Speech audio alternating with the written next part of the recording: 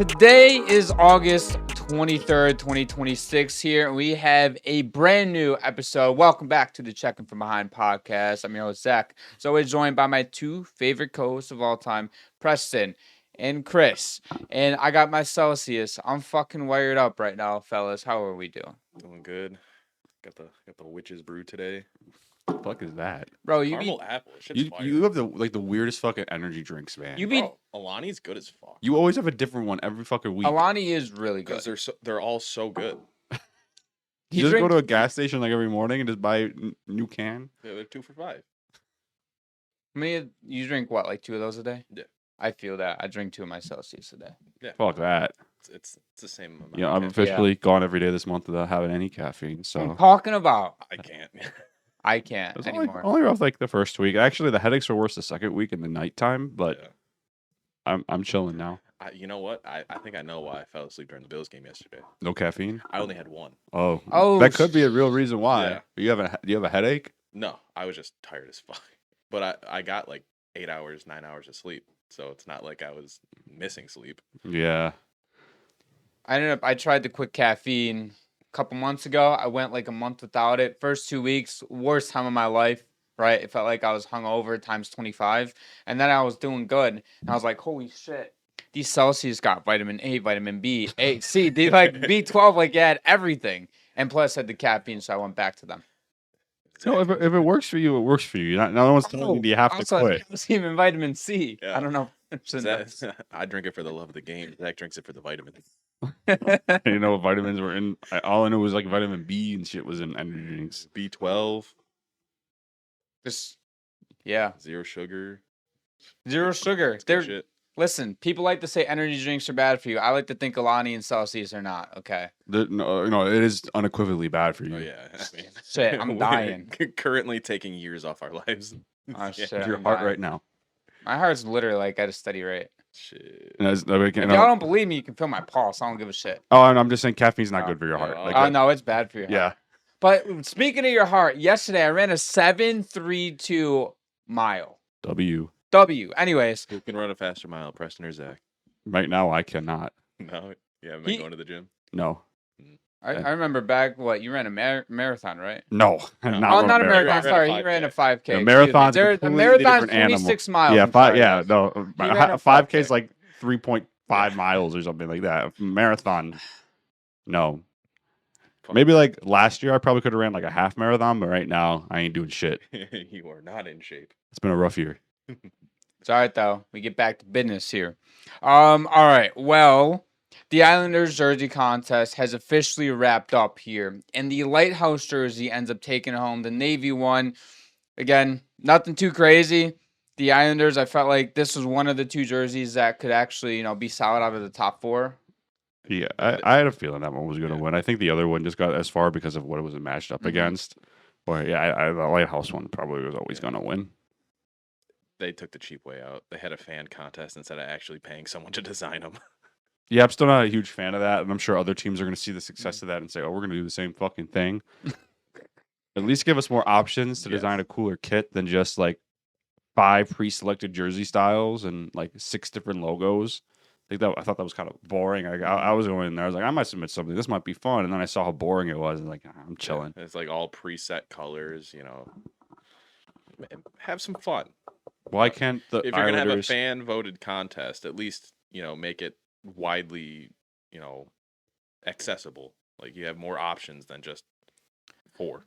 And Chris has seen my jersey designs. I'm fire jerseys. I make some great jerseys. Yeah,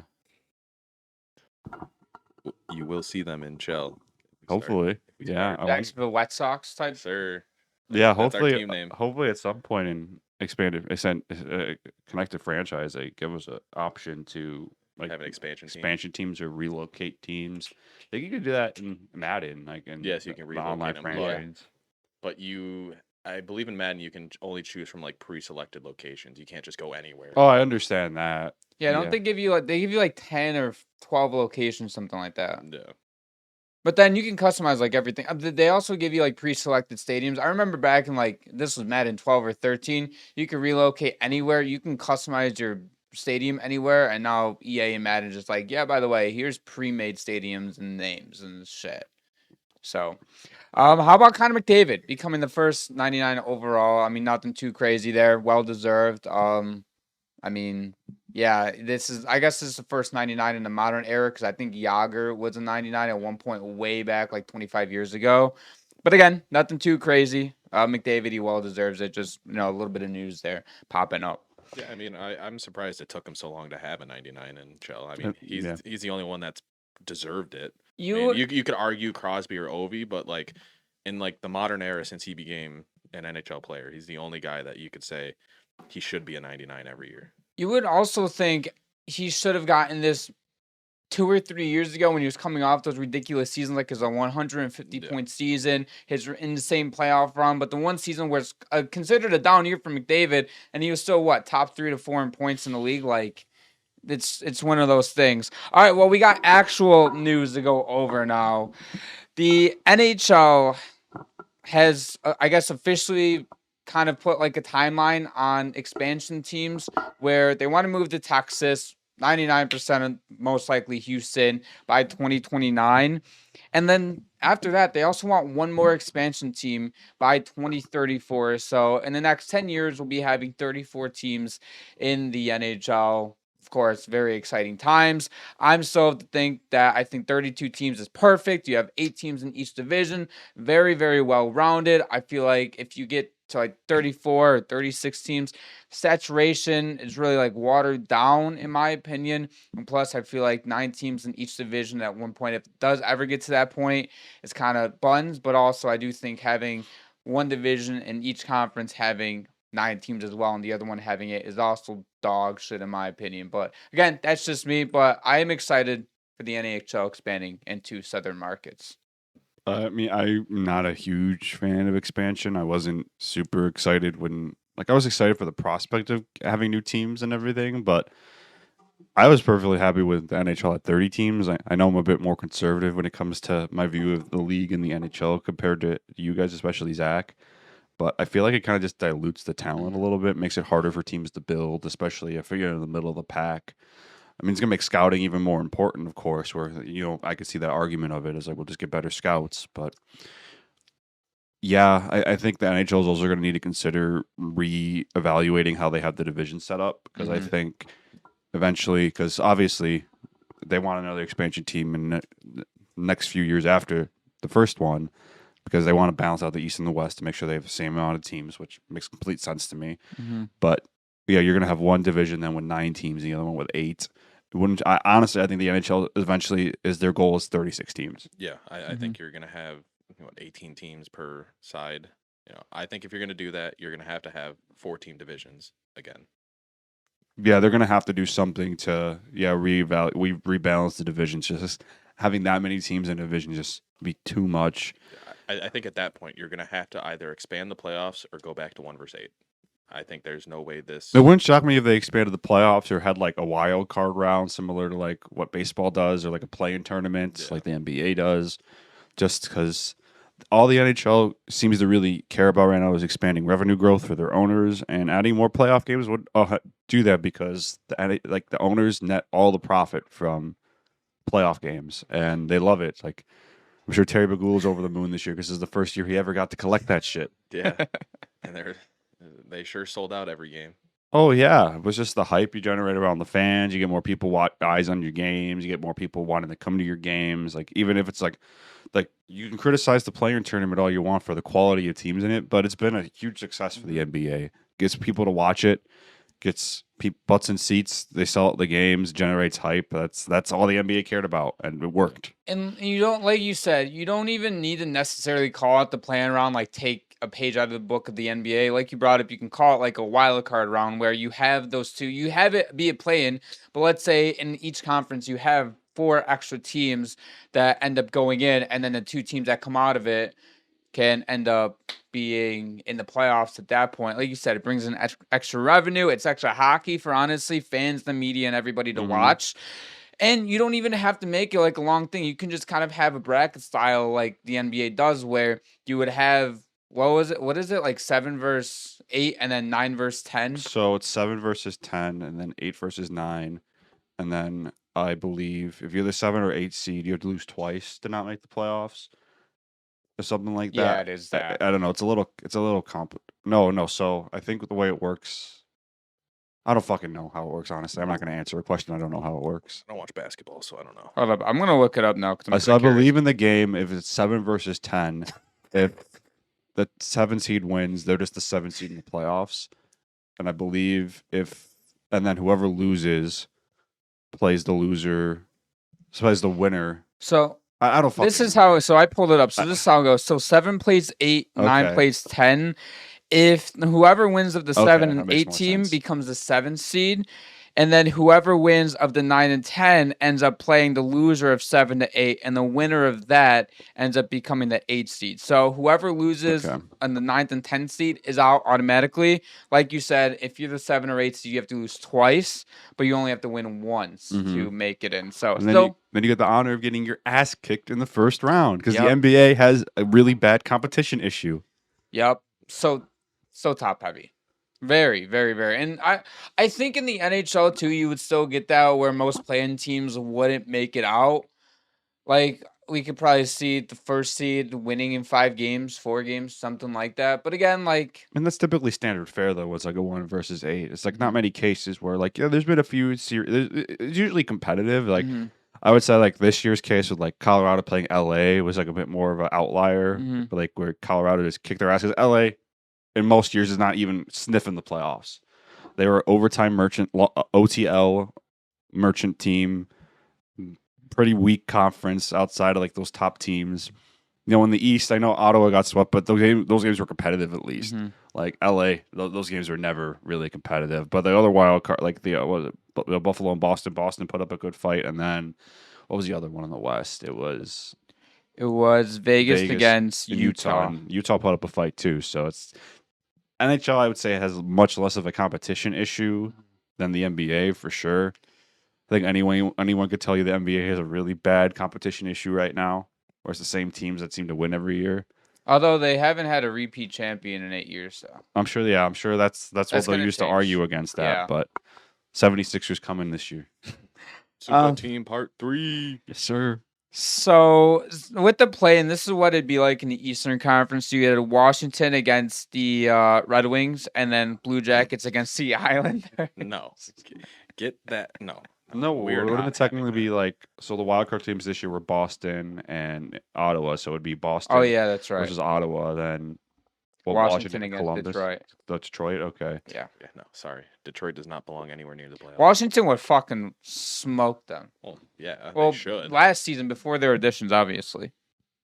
Yeah, Washington should have been a playoff team. I think they Philly came out of nowhere. I think they still would have. We still would have had Boston, Ottawa, but I think Ottawa would have been the first wild card team, and Boston would have been too. Because I think Ottawa does win that game, and I think Boston does beat Washington or Detroit. I wonder if they would even like make it a 1-game elimination thing. Can you imagine in like that 9 versus 10 game, if it was a single game elimination, they would kill each other, like literally murder each other. Yeah, like right from the get go, like. It'd probably be entertaining. It'd either be really entertaining to watch because there'd be a ton of fights, or it'd be like boring as fuck because there'd just be a bunch of scrums and just 4-on-4 time. Could you imagine like Detroit and Ottawa playing that play-in game? I mean, Ottawa would just beat the shit out of the Red Wings. But it would just be fun to watch, just all the fights. The first shift of the game, Brady Kachuk would just punch Larkin right in the nose. Well, you don't got to worry about that anymore. Well, I'm saying, but last year we saw that in Game 4 of the Hurricanes Senators series. The Senators did not give a shit about hockey. Yeah, I bet you they lined up for the face-off. Chuck's like, "Hey, Dylan, you want to go?" He's like, "Fuck no, I can't fight you." And he's like, "Okay," and they just drop the puck, and Brady just punches him in the face anyway. It's the same message. In the Western Conference, you would have had Utah against LA and St. Louis against Nashville. Yeah. So it might even be worse than the East. That's way worse than the I'm East. personally not a fan of the NHL expanding the playoffs. I think you want the best teams in. I don't think you want to dilute that at all. Yeah. But expanding that would just ruin that. You would have a bad team that shouldn't be in there make it. I feel like it's kind of inevitable, though, because if you're going to get to 34 teams, and I believe eventually to 36, you're going to get to a point where these owners want their team to be able to get into the playoffs easier, where For some owners, they care about winning. And for some owners, they just care about making money. And for those owners that want to make money that necessarily aren't putting the contending teams together every year, they're going to want a taste of that playoff pie for every once in a while when they have a solid year. So, I mean, at some point, I don't know if the NHL would ever go down this route because they never have in their existence. But if we get 36 teams, because I don't think they're going to expand the playoffs to 34. I mean, they might, but I don't think they will. I think if you get to that 36 team, they will expand the playoffs. They will expand the playoffs.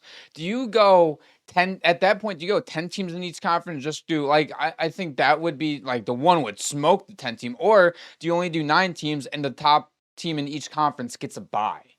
Like, do you go that route instead? Like, there's so many variables and X factors you have here. But in hockey, I think it'd be different than football. You're having, potentially 2-3 weeks off, for a bye. I think that hurts a team more than it would unless you go this route. And I like the point that you brought up, because when you're off for 3 weeks, that hurts a team. Game 1, that first seed's coming out flat. We saw Carolina do it when they swept Philly, excuse me. Montreal smoked them, and then after that, Carolina, obviously won 4 straight. But what if they also went a route like this where, okay, Carolina would still get that bye. Let's say they're first in the East, for example. If they would get that first round bye, but then the quote-unquote first round, instead of being like best of 7, it's like best of 5, for example, right? So kind of like how baseball does it, where it's, single elimination, best of 3, best of 5, best of 7. Yeah, but I don't think it should work up that way. I mean, maybe you can do best of 3 and then go into best of 7, but I think the only one that should be less than 7 games is the first round. Then after you get to that, you get to 7 games. I don't think the NHL would ever get rid of 7-game series. No, I don't think either. It's just an idea thrown out there, because they've also never done like a bye in the playoffs at all. They've always had an even number of teams, which is, if they expand the playoffs, I foresee them going to just straight up 10 teams. But like we brought up too, that dilutes the playoff matchup so much, because again, you're gonna have I know it's more teams, but you're also going to have like an 85-point team being the 10th seed against a 112-point team in the conference and get fucking shit on. But again, it's good for revenue and good for money for the league and the owners too, like we brought up. So, well, I also think another thing that's inevitable is, like, we're already seeing it this year, is the expansion of regular season games where they're going up to 84. Yeah. It wouldn't shock me at all if, by the time we get to 34 teams and eventually 36, if they're playing like 90-plus games. 90-plus games would be nuts. Yeah, I mean, but there's going to be more teams in the league, especially it depends how they reevaluate the divisions. That's one way you can prevent that, is, redoing the conferences and the divisions to make a more balanced travel schedule, because the players aren't going to be a fan of that either. So the NHL is going to have to work closely with the players, because 90-plus games, like, that's a lot of travel. Like, our divisions are packed now. So, but I think right now, with how it's set up, unless they make any change, I think having more games is inevitable, both from how the divisions are going to be stacked up for now and traveling. Is like, you're just going to need more games. There's going to be more teams. I think if you get into the more games part, I think that's when, like, come on, like, these players are not going to want to play 120 games all the way to the Stanley Cup Finals, in my opinion, or more than that. And they already do. Oh, well, yeah, but you're going to have to play even more. Like, even if you add, 6 more games onto the season, like, are the players going to be like, yeah, like 88 or 90 games a season, regular season is a bit much, They're just going to shorten preseason again. No, you're going to get one preseason game and you're going to like it, and then you're going to go right into the season. See, my thing with the preseason is I would say training camp's more important for, like, the NHL players to get ready to go. And preseason's always been about evaluating your prospects and putting a couple of your vets in there, see if they can keep up and stuff like that. See what they do like in a high end game where, like, you have bubble players making the team. It's kind of like NFL preseason, where, like, if you're like a star player, you're not going to play in the preseason. You might get a drive in just if you have a new player, you just want to build some chemistry with him.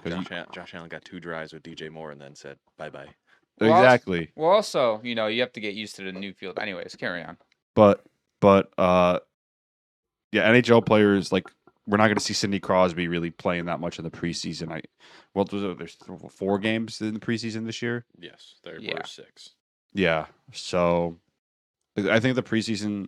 I think 3 is probably the the least amount of games of preseason I think you should have, just to give those young players a real chance, because then it also leads to a problem where if you only have 1 or 2 preseason games, it's going to be really hard to give young players that opportunity to show what they can do. It's also going to be really tough to kind of see what you got with the young players as well too, like you just brought up. I know I just said it, in a different way, but let's say 2 preseason games, right? Okay, at that point, any of your roster players aren't really going to get any time. Yeah. Even in game action, like you said, training camp is the most important. They get their legs back under them. They want to get up to speed, but also I think it's important for these NHL roster players to at least get 1 preseason game under the belt to feel that game action. Some of these players, believe it or not, well, a lot of the players, they also love taking a couple hits to kind of get their body back into it. They love to get back. They want, like, it's more than just like physicality too. It's getting your mind in that mode and that speed of being able to process things fast enough where if they don't play a preseason game at all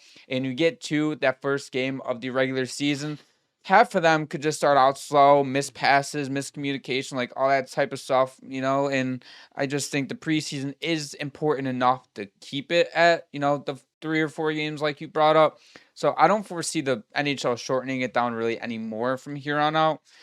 But again, you never know with that. I think there's, like I said, there's a lot of variables that the NHL has to take into account with making changes if they were to go to 36 team route. I think you keep everything the same with 34 teams, 84 game regular season, keep the playoffs as it is again. Do you want to add a play-in round or wild card round, whatever, like we brought up before, go for it with 34 teams. But with the 34 teams, redo the divisions. Make it even, please, for the love of Pete. Yeah, I think division realignment is inevitable at this point, where having eventually 9 teams in each division, I think, is just unsustainable. Too much. Especially, like, you look out some of them, like, in the Pacific Division, the travel is already crazy just because they're so spread out. And then in the Atlantic also, like, never made much sense for me to have the Florida teams in the Atlantic Division, where, like, the other 6 teams make sense that they're all in the same division. Like, you could have, say, I don't know, you could have Columbus in the Atlantic because it's, the 2 teams that moved to the Atlantic geographically that makes the most sense would be Columbus and Pittsburgh. Yeah. But I don't think the NHL will want that, because the NHL wants that rivalry. Like, Pittsburgh has a long rivalry with Philadelphia and the Rangers, and and so they don't want to mess those up. But it's like weird though, because looking at the divisions, all 8 teams in the Metro do make sense geographically together though, except Columbus. Yeah. Right. Columbus fits. I think they were just kind of thrown in when they moved over to the East. Yeah. Mm-hmm. So. Oh, for sure, because. Yeah, I think with the Florida teams, they didn't really know what to do because, I think they ran into that issue too. They wanted to maintain rivalries, and Columbus was like, well, they're new in the conference. They don't have any rivalries with anyone in the Eastern Conference right now, so we'll just throw them in the Metro Division because that makes the most sense. But yeah, if they were going to redo that, I think they would have to make smaller. I think we would go back to 3 or 4 divisions in each conference. Well, you're going to have, an extra team in a division anyway, because if we get up to 36 teams, that's, if you stay at 2 divisions, that's 9 teams per division. It's easier to go to 4 divisions, and one team's going or 2 of those separate divisions are going to have more teams. Well, if you I think they do 3 6-team divisions. Yes, there we go. Do 3 6-team divisions. Make everything even. You can still have each team in the division play each other like 4 times or whatever, 5 times, something like that. But if you get the 36 teams, you do 3 6-team divisions. Now with the 34 teams, you're gonna have one odd no matter what. So if you kind of like when Vegas came into the league. Exactly. Like even if you do 3 divisions, you have 2 5-team divisions and then 1 6-team division still. So, like, let's just looking at the map, like, let's just play a little game where we kind of make our own divisions. So let's start off with the Western Conference. Go for it. I would probably so we're doing 6 teams. Yeah. Yeah. This is where it gets a little dicier. The Western Conference. I do Seattle, Vancouver, Winnipeg, Edmonton, Calgary. Is that 5 teams? Yeah, as the 5-team division. If we're going up to 4. Wait, which teams did you have? I had Seattle, Vancouver, Winnipeg, Edmonton, Calgary. Oh, I like that. Yeah, I guess you could throw in like Minnesota, like if you had to get to that 6th team. Well, right now, like this is assume 34. Okay, so yeah, those 5 right there would be what. And then obviously in California, you'd have San Jose, LA, Anaheim, Vegas. I think Utah gets thrown in there, and Colorado, or I think Colorado would make the most geographical sense. Would that be the 6-team division or the 5-team? 6. Well, you just said the Vancouver, Calgary, Edmonton, Seattle, so Winnipeg would be the 5-teamer. Yeah. Okay. Well, you'd get 2 5 and 1 6, right? Or no? So then, are you gonna throw both expansion teams in the East then? No, one's in Houston and one's in Atlanta. Yeah. Okay, sorry, I forgot. We're doing 3 teams in the West. My bad. 3 divisions each. But then, let's say for like the Central Division, right? You would throw obviously Houston, Dallas, St. Louis, Chicago, Nashville. Oh wait. Oh yeah, and Minnesota too. Yeah, I mean we'd have. That would be 7 teams. Yeah, you have a 7, a 6, and a 5. That's what math is this? What, okay. 17 teams. Yes. So right now we have 2 8 team divisions. That's 16. So you add 17. So one would have 9 teams. So we have 17 total. But if we're making our own divisions. 17 divided by 3 is 5.6. Yeah, I mean, the divisions would be all fucked. Yeah, they're not relying on the divisions. We tried this shit. Like, no. Stupid. Yeah. We can't even make it through the West. I wanna see something. So we'd have 5. I mean, it would make the most sense if they were to, realign. You would have 2 6-team divisions and then 1 5-team division. So I would make the Pacific Division the 1 5-team division. Then I'd make the other 2 the 6-team division. So we would keep Vancouver, Seattle, Calgary, Edmonton, and Winnipeg as the 5 teams, right? Yes. In the Pacific, you would have San Jose, LA, Anaheim, Vegas, Utah, and Colorado, in my opinion. And then you would have Houston, Dallas, that's 2, Blues, 3, Nashville, 4, Minnesota, 5. Chicago moves to the East. Oh, sorry, Chicago stays in the West. Chicago That's 6. stays. That's I was about to say Chicago's not moving to the East. Sorry, that's 6. I did my math wrong. So we have the West there. Yeah. Now the East is a little bit more crowded, but we can make it work. Yeah, I think you'd probably have Detroit, Buffalo, Toronto, Ottawa, Montreal, Boston.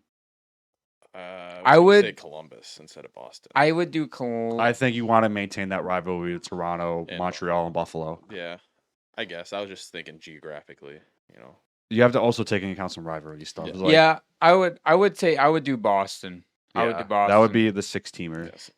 So pretty much the current Atlantic without the Florida teams. Yeah. Yes. And then in the quote-unquote realigned Metro Division, you would have Columbus, Pittsburgh, Philly, Columbus, Pittsburgh, Philly, New York, and New Jersey. That's the other 6-team division. Yeah, and the 5er would probably be Washington, Carolina, Atlanta, Tampa, and Florida. Yeah. But hey, we did it, boys. I mean, Washington used to be in the Southeast Division. Yeah. You are going to have some sort of travel in any divisions. Yeah. No matter what. Well, it's inevitable because you got the Florida teams, the Western Canada teams. Like, we're still going to have interconference games where teams... I think everyone's going to still be playing each other twice a year, one at home, one away. This isn't like COVID where you had the all-Canadian fucking division. Yeah, Montreal had to go to Vancouver 8 times in a season. Yeah. On an airplane during COVID rules. That sounds brutal. Yeah. It was so weird when we were on a plane I was on a plane during COVID. Like, they made us wear a mask, but they gave us food on the plane. I was like, huh? Like, is that when I went to LA? Yeah, and they were like, oh, you could just take the mask off between bites. And I was like, but when you're chewing, you have to put it back. And I was like, what the fuck? I remember you had to do that shit in restaurants too. Everybody would have masks on or whatever, and they walk in a second. You sit down, take the mask off. Nobody was wearing. Well, you can't get COVID while you're eating. Yeah. You know that, right? No, you can't. You can't. No. When you take your mask off and you eat, no, you can't get COVID. It's provenly scientifically correct. Yeah. Disclaimer: that is currently not correct. I don't know. Anyways, all that rules shit was stupid. Not gonna get into it too much. All right, well, that was the NHL expansion. It's gonna be happening sooner rather than later. We're taking a trip to Atlanta to watch their first ever inaugural game and watch them get smoked 7-0. We. All right. I'm only going to Atlanta if Kirko Chains is there. don't think he's welcome back in that city. Probably. How about Corey Pronman of The Athletic calling our boy Zach Benson an average hockey player, 124th ranked U23 player that is currently in an NHL organization.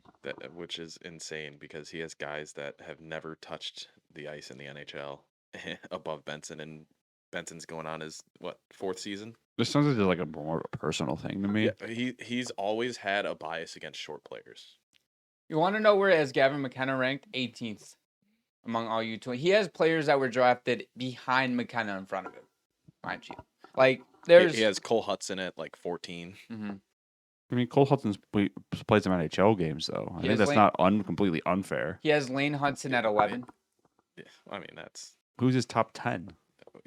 You have it pulled up there. I do. All right. I mean, obviously we know his top 3 is pretty good. Bedard, Celebrini, and Schaefer.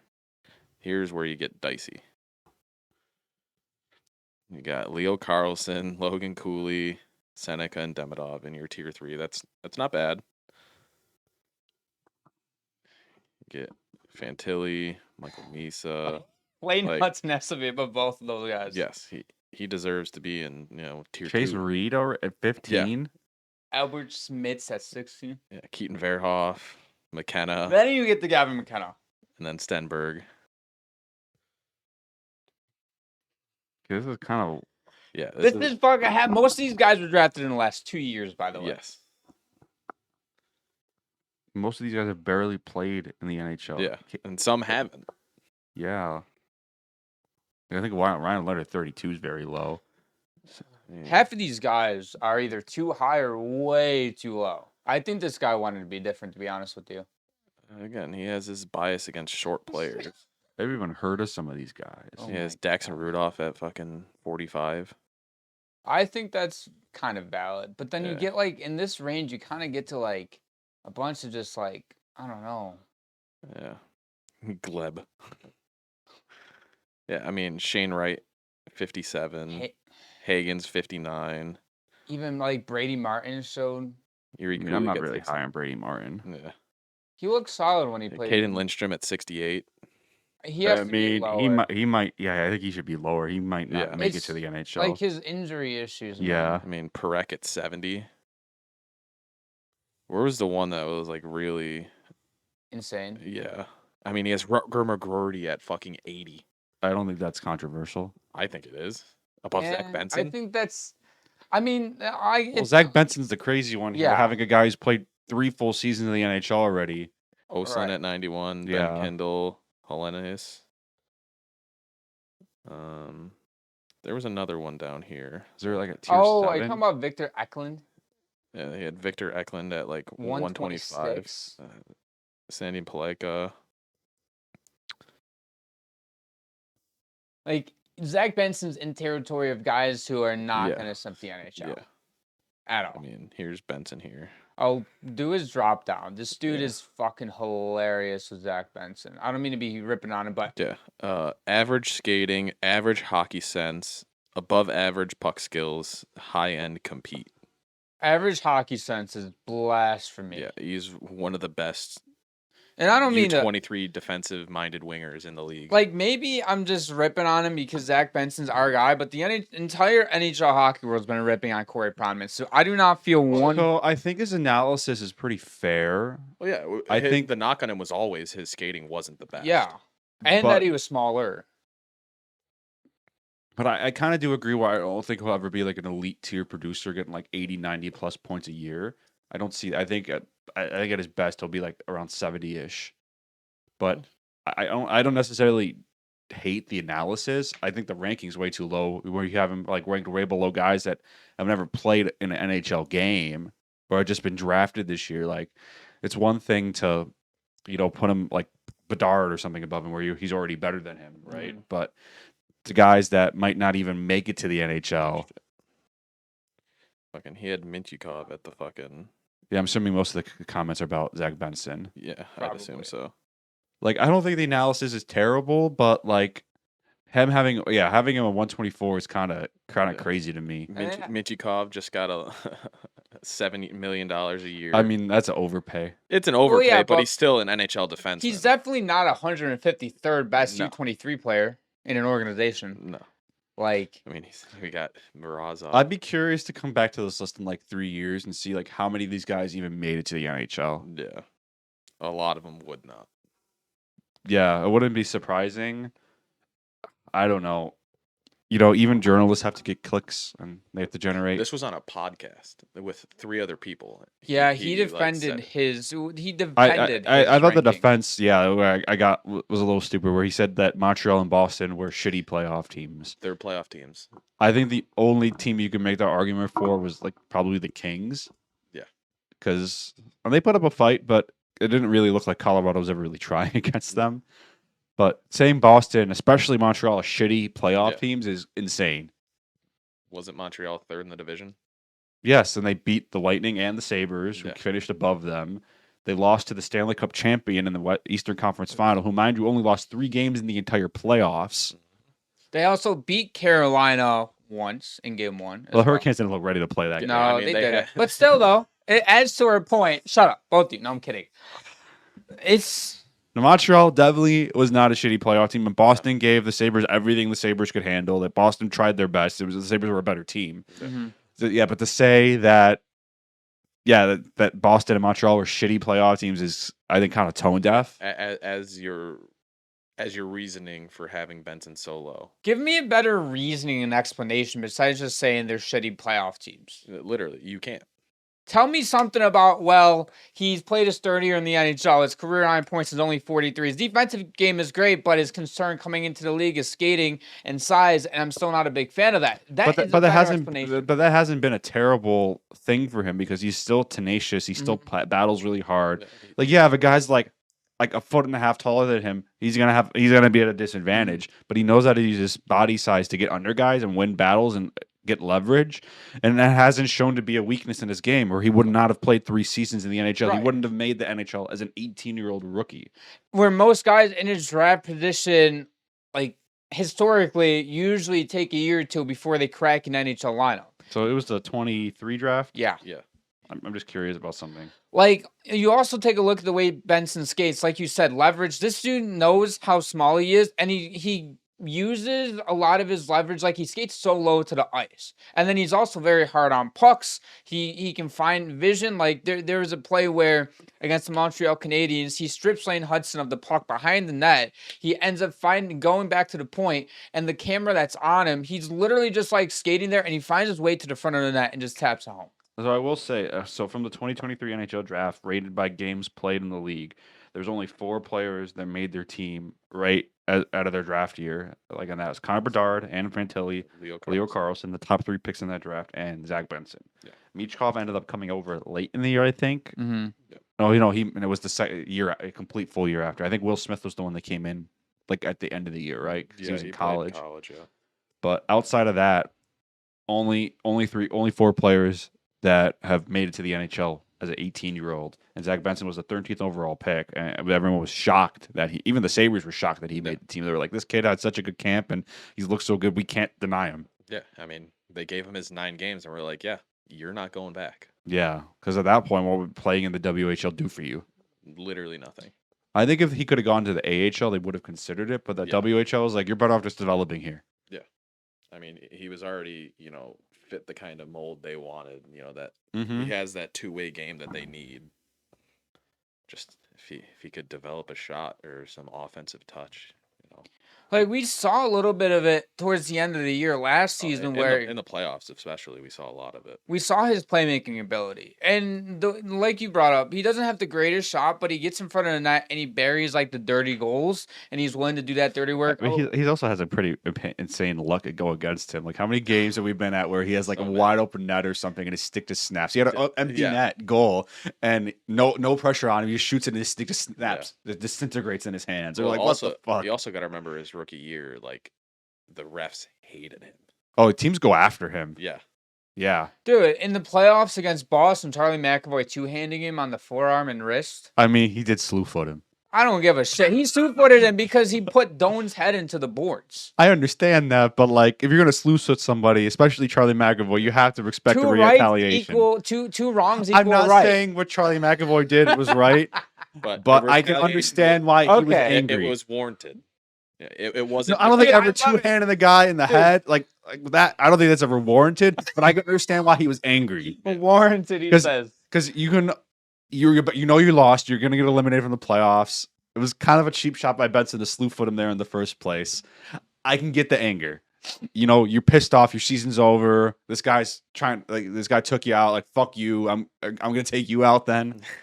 And it took him out. What, he get 3 games to start this season? Yeah. So it took him out 3 games for this regular season to start the season, which is kind of crazy that they suspended him into next year.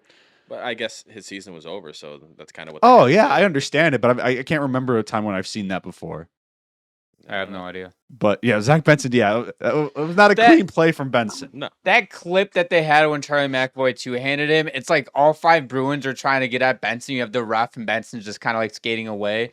And then obviously Benson's not going to take on 5 fucking Boston Bruins by himself. Oh, I mean, would. He's crazy enough. I think he's too stupid to be scared. So We've had this conversation before. I love hearing about Tage just talk about Benson. He's like, that motherfucker is dumb. Dude, he doesn't know where Vancouver is. He's from Vancouver. Like, someone asked him to like fan Vancouver on a map or something. Like he's like, I don't know. I know where Winnipeg is though, because he played in Winnipeg in the WHL. But he's from Vancouver. He was born there. It's like outside Vancouver. But still, he's from around that area. Yeah.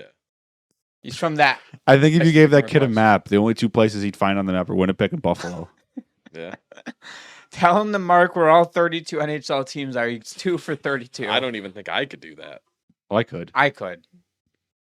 The millimeter where they play. Yeah, you gotta find it. GeoGuessr for NHL arenas. Yeah, I think they have it. That'd be a fun thing to do if we have nothing to talk about. You know what? It's like, okay, well, where is San Jose on the map?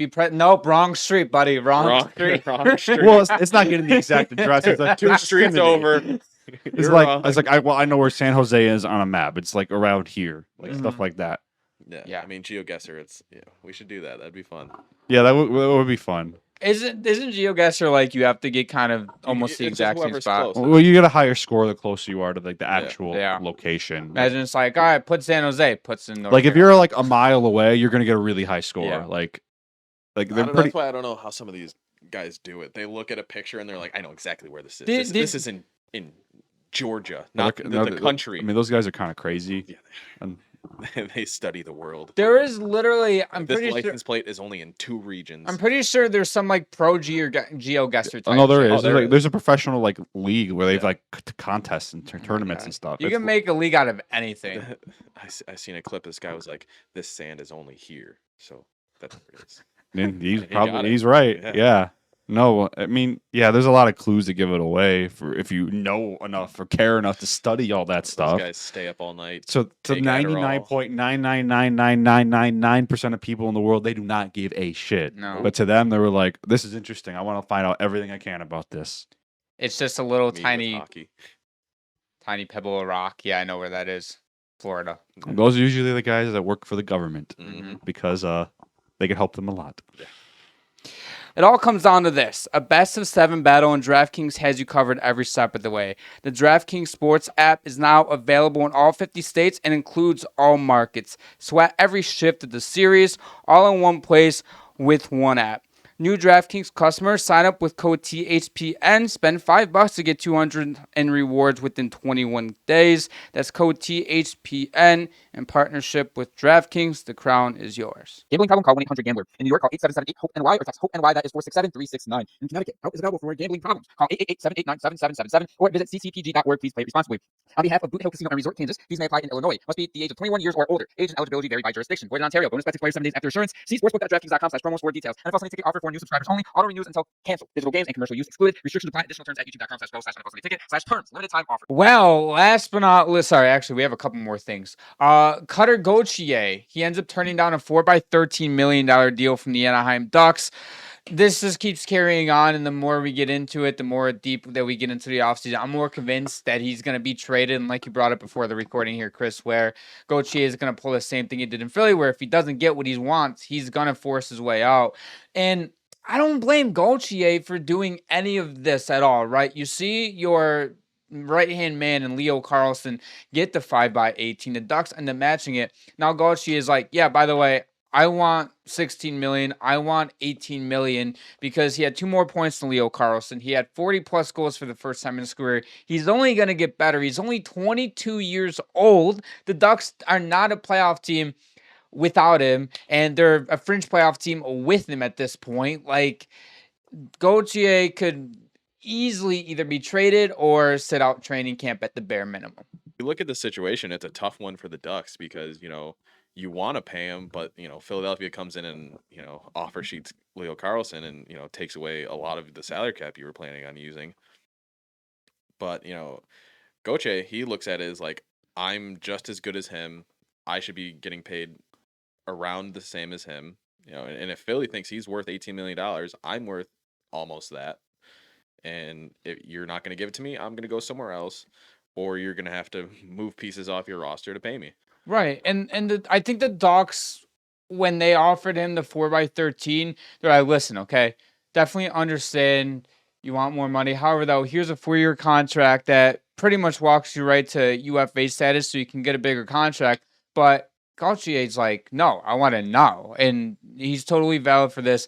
This can get to a situation where at this point, he's more likely to be traded than be play another game for the Anaheim Ducks if you're getting to this point. And obviously, we brought up before the recording where how many teams can actually afford the contract that he's asking for when it comes to him being traded. Because if the Ducks are obviously not going to trade him for pennies, right? They're going to trade him for what they think he's worth. And if they're not getting any offers, if they do eventually field calls for him, then so be it. You're not fucking playing hockey. Cutter, you're moving to Calgary. Yeah. I mean, there's not many teams that could really pull that off. A, afford him salary-wise, and B, have the assets that would entice Anaheim to move on from them. Yeah. Right. Because right now, I think they're at a bit of a stalemate where Anaheim's like, look, buddy, we don't have fucking cap space to pay you what you want. I don't think he's worth $18 million. But he said, well, you gave Leo $18 million, so I scored 40 goals last year. No, there's clearly 2 teams in the league that thinks Leo's worth 18. So the Ducks had to match that. Yeah, I know, sheet. But they knew that it was a possibility, and they matched it. They clearly thought it was worth it to match it, and Pat Verbeek masterclass. Yeah. Well, now if you're Anaheim, do you really want to pay 2 guys like 35 million, 36 million? This is the way the NHL is going, though. These players are going to start fighting for themselves and fighting for every dollar. This is an extreme situation, I think, where I don't think. I'd be shocked to see if other teams get into a situation like this where... Well, yeah, this is going to drive the league to start paying guys early or even more early than they should. Well, not only what happened with San Jose where they just said, how much do you want, Macklin? Yeah. And after what came out is he was looking to take a team-friendly deal. And I get it. He's 19 years old. He put up 115 points. He's a blank check player. But...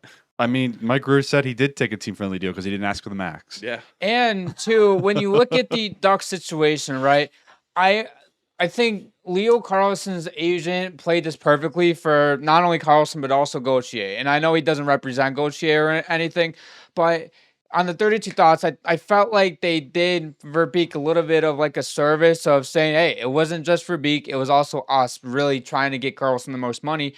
So... They didn't talk contract from January 1st up until the end of the playoffs. They talked in the beginning of the year when Lindholm ended up getting his contract. But obviously, we talked about it about a month ago when it all came out that Carlsson and his agent wanted to see where Bedard fell and these other young players, and they wanted to see how Carlsson's season ended up panning out, etc. See if they can get more than the $10 million. And well, he played better than the $10 million value. Now, where this gets a little dicey when you're Verbeek is if Leo Carlsson and his agent specifically comes to you and says, listen, we got this offer sheet. Carlsson will stay here for $15 million and not sign this offer sheet. Do you want to, sign him for this contract for presenting final offer? And Verbeek says, no. And then that's when you get into the situation of, oh, by the way, it's 5x18 million offer sheet. And not only that as well, too, when you sign AJ Greer to the worst contract in the NHL now at 4x4.25. I mean, there's definitely worse contracts, but it's definitely a bad one. Like now you You give up $4.5 million, right? With just AJ Greer. Then you give up another $3 million with Leo Carlsson. 4 to 5 of those extra $1 million go to Cutter Gauthier a month and a half ago, and we're not talking about this right now. You know, even if he is asking for the $18 million, Verbeek, no, I know he's a very hardball guy, but maybe he's like, fuck it. You know, I don't know. I don't blame Gauthier for doing any of this at all. I think we are going to get to the point where it's going to be mid-October, early November, and he's still not going to be under contract. Well, Anaheim's in a really bad spot, whereas like if they want to find the way to make the money work, they have to trade out their depth. Mm-hmm. Like middle six guys. Like there are some vets that are on pretty high contracts that might be hard to move. Like Frank Toronto, I think, was very hard to move. Same thing with Alex Killorn. I think Kreider, you might be able to. He had a solid season last year, so you might be able to make it work. But I don't think they want to trade him. No, I think they like where he fits on that roster, and I don't think they want to move him. So you'd have to give up some assets to get rid of some of those not so great contracts. And even then, nothing's guaranteed with a contract. Because right now, how much cap space do they have? Like 9. Say 9. And if the rumors are true that Cutter wants 18, you're gonna have to trade 2 of those players. Trading Frank Toronto and not retaining anything is not gonna work if Gauthier is asking for 16 plus. Yeah. They're in a shitty situation. I don't think it's gonna get better anytime soon. I think I think talks are going to really ramp up around training camp. I think he still has to report technically. I don't know if he does or not because he's technically not under contract. But I think it'd be a bad look if he didn't make some attempt to even. I know he can't play with the team, but at least be in like the Anaheim area, just practicing and skating. Cutter, get ready to learn Chinese. I don't know about that. Yeah, well, it gets to a point where it's like, what does Cutter genuinely want? And if he's serious about staying in Anaheim, then you got to find a way. You got to find some kind of compromise. But if it gets to the point where it's really all about the money for you, and for some players, that's it. That's all it is, and that's fine. At the end of the day, you can make a lot of money playing hockey. And if you just want to maximize that before you can potentially get hurt or anything could happen, I respect it.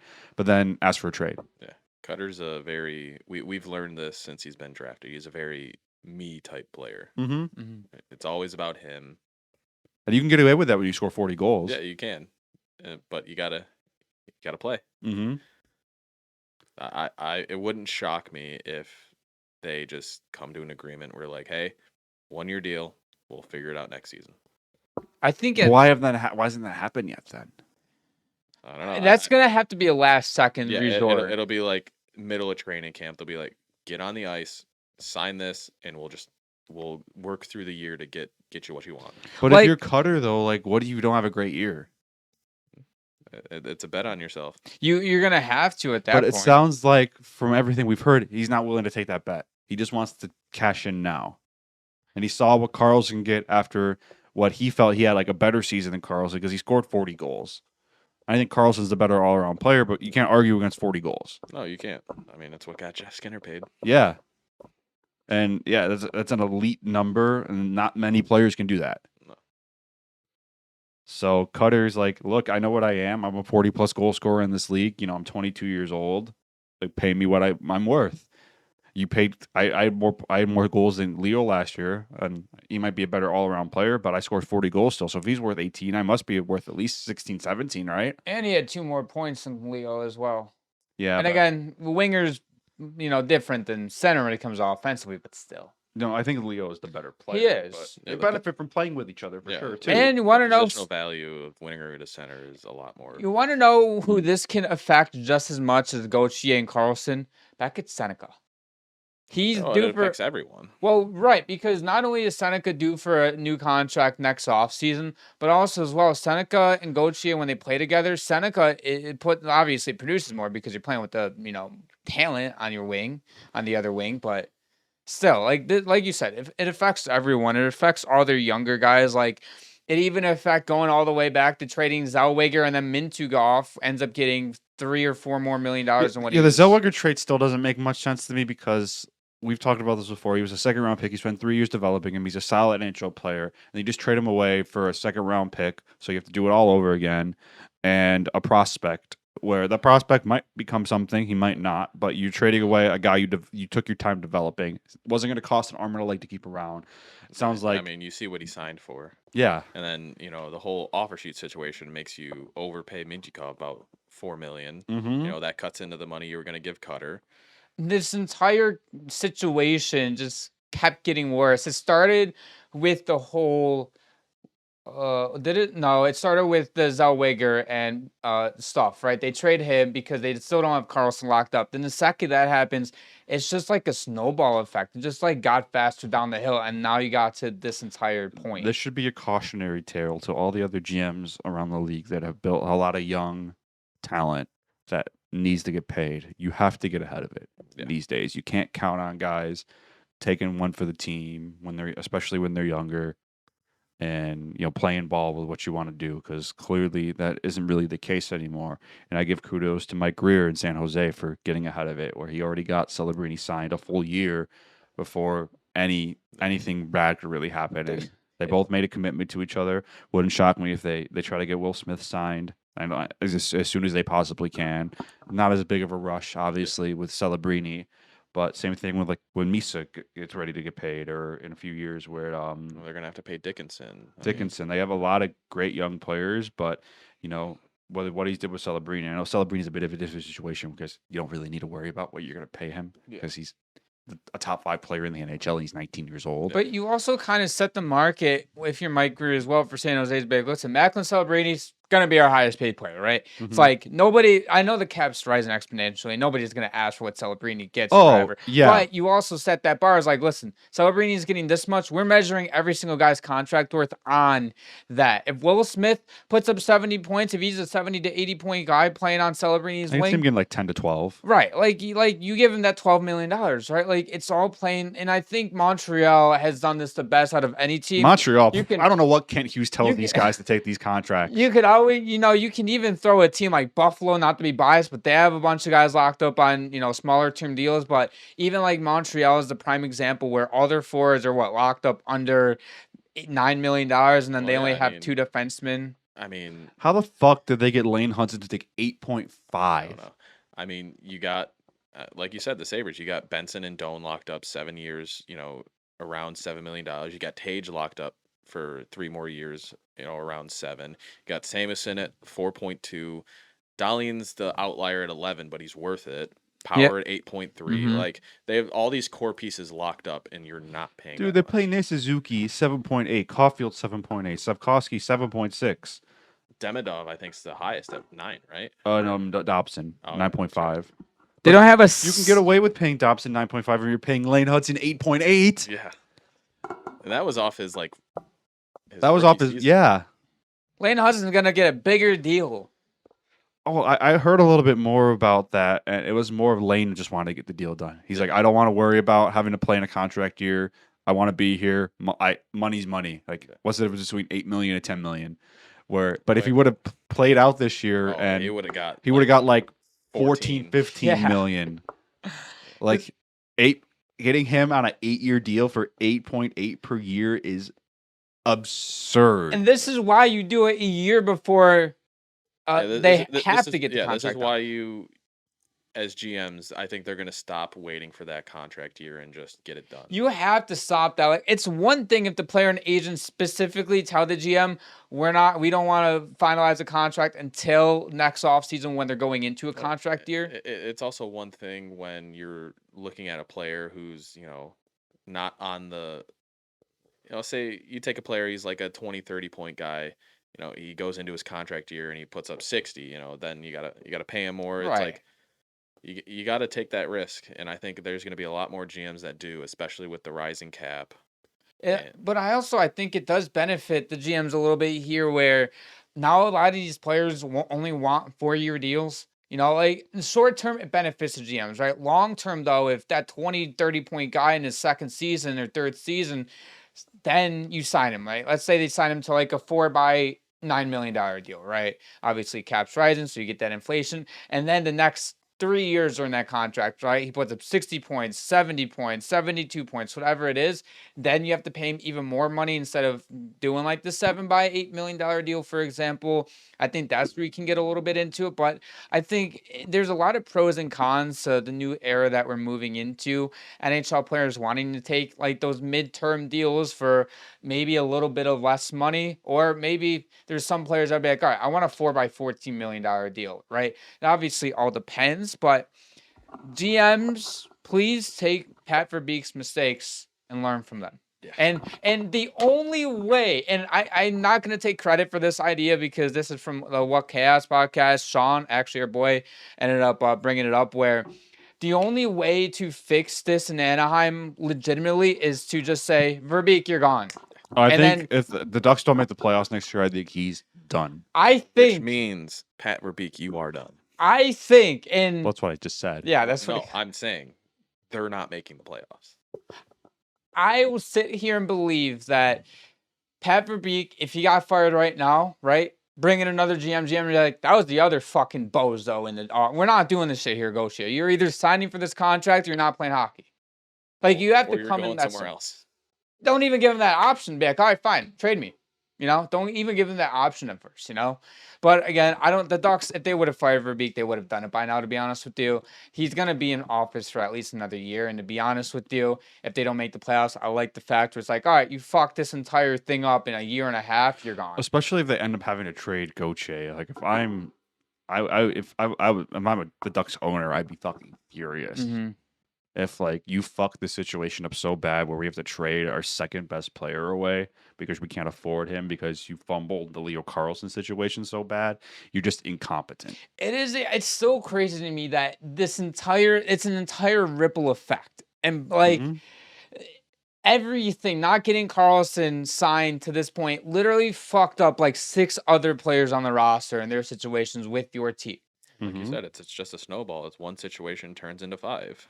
But yeah, this is like Pat Verbeek, I guess, assumed that everyone was just gonna play ball and wasn't gonna be that hard to negotiate with, and you ain't living in that world anymore, buddy. That I think that era of the NHL is dead.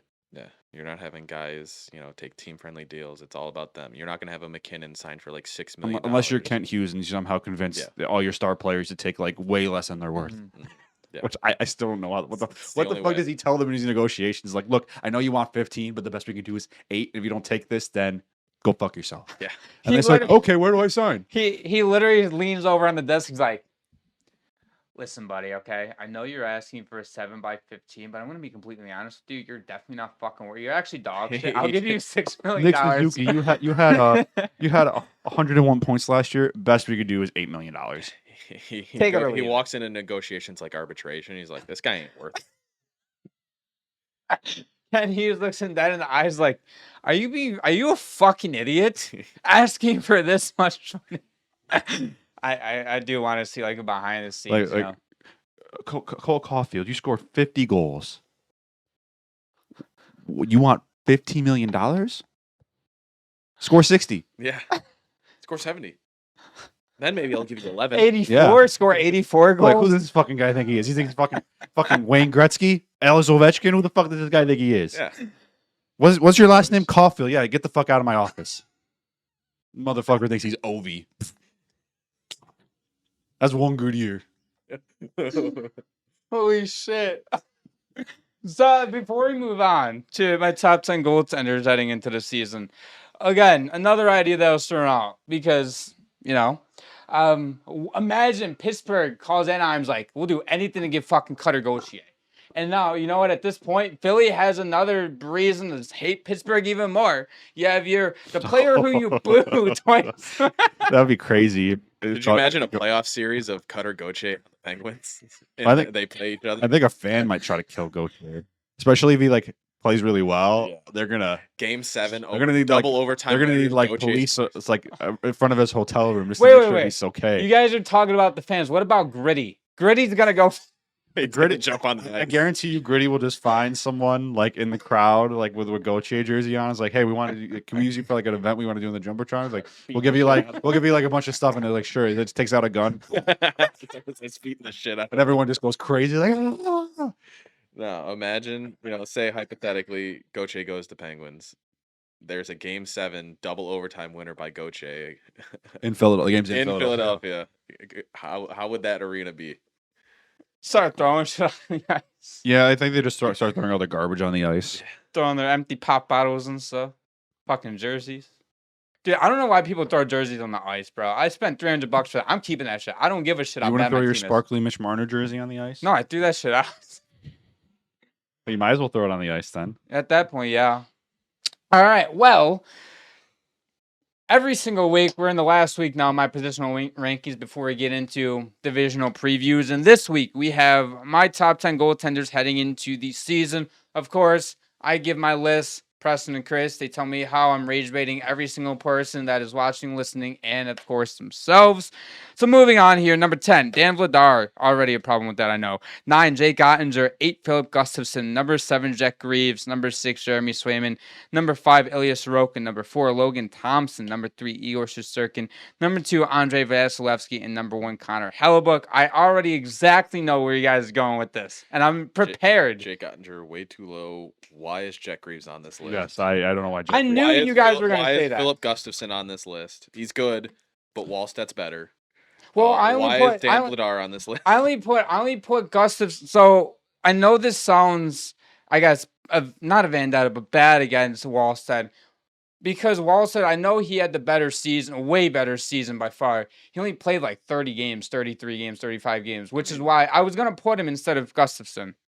That's a stupid take. Yeah, that's a weird reason to. But I had to do it. I had to do it though because I left Matthew Tkachuk off the list because of his games played. Well, but because Matthew Tkachuk missed a lot of the season to injury. Yeah, that is true. That did not. I think 30 games as a goalie is much different than 30 games as a forward. Oh, much different, absolutely. Well, yeah, you're not going to have a goalie that plays, 70, 80 games. And he played like 30 games, and he played really well. He did play really well. And I think he'll be their starter next year. Yeah. Without a doubt. I'm surprised they haven't moved off Gustafson yet. It's not a bad, it's not a end of the world situation though. It's a cap space thing. They also have Wallstead on a ELC, Mm-hmm. so. No, I thought he signed a $2 million contract. Still, it's like nothing. Yeah, I know, but you could have another roster player out there for what you're paying Gustafson.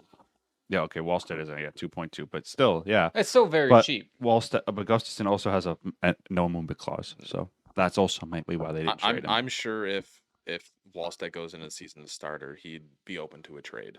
Yeah, but you can worry about that next year. Yeah, no. No, I don't think Jack Greaves should be on this list. If you're putting Jack Greaves on this list, you know who should be on this list. Who, Luukkonen? Yeah. No, Jack Greaves and Dan Vladar on there. Jack Greaves, Jack Greaves, 55 games played, 908 save percentage. I know Luukkonen had 910, whatever, right? But the year before it, 938 save. I know, again, only 11 games played, 938, right? Like, okay, I know compared to you guys, I'm like astronomically higher on Jack Greaves than both of you. I'm not saying he's bad. It's just there.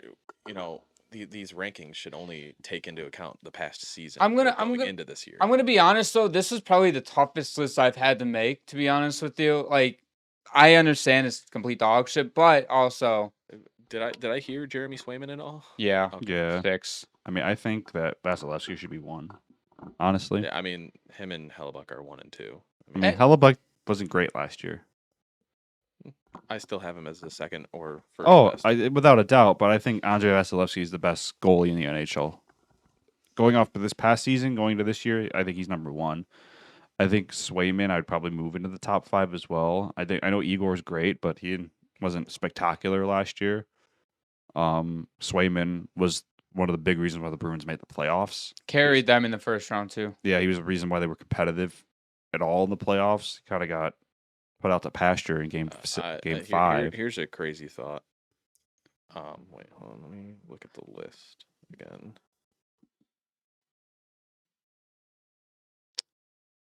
Yeah, he's not on here. Linus Ullmark. Very good goalie. And a lot of the reason Ottawa was even... He is very good, but I don't think he was consistent enough to be put on the list. I mean, I think you could even make an argument for Dobesh being 10. Absolutely. If in the extended list, like if you even go to 12 or 13, Dobesh is there, Ullmark is there, Wallstead is there. Like there's a bunch of goalies. Honestly, if you really, in my opinion, from like 7 until 15, flip flop them either way. Yeah, to be honest with you, I'd have Bobrovsky close to the top 10. no, I no, still would. I think he's kind of over the hill. yeah. We'll see this year, but I still think he's closer to top 10 than Dan Vladar and Jet Greaves. I Dan think Vladar had a I really think good year. Bobrovsky's great when he has like an elite defensive core in front of him, but he doesn't have that in Toronto. He had that in Florida his when they won the 2 cups, and this year their whole team got hurt and he wasn't that great. Alex Lyon, number 1. Here we go. I mean, like, I don't know. Once you get outside of like the top 4 or 5, it's just a fucking shit show, to be honest with you. I mean, I think the top 6 it all's pretty agreeable. It's just I think the order of how them. you rank them, like Ottinger. Vasilevsky, Hellebuck, Ottinger's definitely higher. Shesterkin, Sorokin, Swayman, and Thompson are my top 6 goalies in the NHL. How about you, Chris? I mean, yeah, I mean your top 6 is pretty much anyone's top 6. That's what I'm saying. Yeah. Like it's just how you want to rank them. Yeah. I think like 1 and 2 are interchangeable. I think those are. I think even when top 2. Shesterkin's at the top of his game, he's also in that conversation for best goalie in the league. Even Shesterkin too last season as a down year for him, he still had a .912 save percentage and a 2.5 goals against. Yeah, the Rangers so, just fucking sucked. Yeah, they were really bad. Like if they somehow make the playoffs, you're talking about Shesterkin still. No, you could put him higher. Oh, he probably would have been a Vezina finalist if the Rangers made the playoffs last year because it would have been him that made him get into the playoffs. Right. Exactly. I mean, if we're going off this, then why isn't Scott Wedgwood in your top 10? Dude, I was thinking of Scott Wedgwood so fucking hard. It's not even considering. Where's UC Saros? I don't know. He's in Nashville. Yeah, but to wrap things up here with the list, it was tough, man. After the top, I sat here for like a half an hour trying to get 7 through like 12. Dude, I don't understand why you're in love with Jet Greaves so much. Dude, this dude is. I'll just let him play. I'll just let him play this season. I'll just let him play. I'm not going to say anything else. He's not bad, but I don't think he's the 7th best goalie in the NHL. I don't even know if I would put him top 15. No, he's definitely top 15. I don't think he might be 15. 906. All the goaltenders below him, outside of I believe Dan Vladar, he had a better save percentage than. And you guys did say, just going off of last season, Jake Ottinger had an 899. But we know what Jake Ottinger is, though. But if we're going based off of just last season. Now, of course, if we're going what we know what he is, absolutely Jake Ottinger is, a more, I guess, I don't even know what word I'm looking for. I guess not certified, but it's more than the box score. That's what I'm going to say. You're going off of name value at this point, though. Like, name value, Jake Ottinger is like 7, and Jack Greaves is outside of the top 10. But anyways, if Jack Greaves gets the Blue Jackets into the playoffs next year, he's the top 10 goalie. I love it. Let's go. A jersey. I'm not going that far. But if the Blue Jackets make the playoffs and Jack Greaves is the big reason why, he's absolutely top 10. I will say Preston already got burned by a jersey goalie. Or a goalie jersey. Yeah, that was an impulse buy. Yeah. Who? He bought a Devin Levi jersey. Yeah. I bought it like when after he had that crazy run at the end of the year. I thought he was like, oh, we got our franchise goalie. Yeah. All right, Chris, fucking bring up 82-0. This is day 3 of going 82-0, or I guess 3rd episode. Now we are doing 3 rounds until we can get 82-0. So fucking run it up here. Here we go. All right, Edmonton of the Connor top 10. McDavid. I wonder who we're gonna pick. Here we go. Patrick Waugh. Not even a close one. I think Patrick Waugh in the 90s would have been better. Yeah. Chris Chelios? Ooh. I want my real arrow try to get like Patrick Kane. Okay, we could do that. Bobby Hull. All right, good. that still works. Yeah. I think we respin. Oh. This is a tough one. Do we do era or team? I do team. Okay. I'm going to go Mark Howe. Okay. I'm going to throw him at lefty. Fuck it. Oh, there goes our run. Oh, we're fucked. It's okay. Respin the arrow one more Yeah. time. Chicago, 1980s. Doug Wilson. Welcome to the team. Yeah. We still get Marner. Yeah.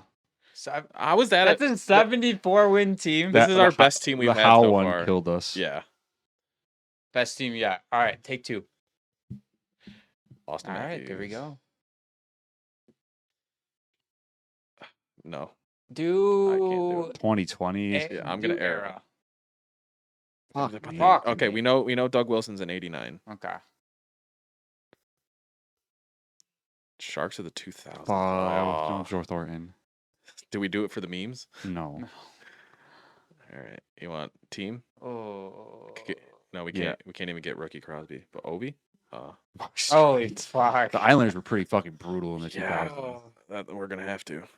The 85 still isn't bad. Minnesota. Oh, Nicholas Backstrom. Go for it. Yeah, he was solid. He was. 87. Oof. Era or Tom team, Dean, yeah. team. Boston. Cam Neely. Okay. All right. Okay, Goulet's not bad. How is this worse? I don't understand. It's because we we had Connor Patrick McDavid Waugh. and Patrick Waugh. Yeah. and Mitch Marner. Marty St. Louis. Yeah. Only an 88. Boston of the 2010s. Ooh. Do we go era and try and get Bork or Bobby Orr? Or do we just take Tim Thomas or Marchand? This is tough. Do era. Okay. Fuck it. Ray Bork. All right, that works. Lefty, right D. Lefty. Okay.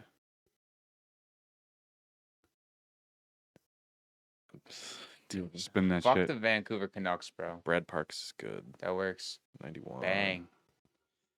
Dallas of the 20s, Jason Robertson. Yeah. All right. Come on. Howard Schuck. That's not bad. He's a Hall of Famer. Yeah. Do it. 87. We got to get a good goalie. Fuck, bro. Respin era, try to get Luongo. Fuck, man. He's going to be like a 12. Yeah. All right. We got fucked. All right, well, we got one more spin. No, that was our third That was one. third? Yep. Fuck. That first team was pretty good, though. Yeah, it was. That was our best chance. But, yeah.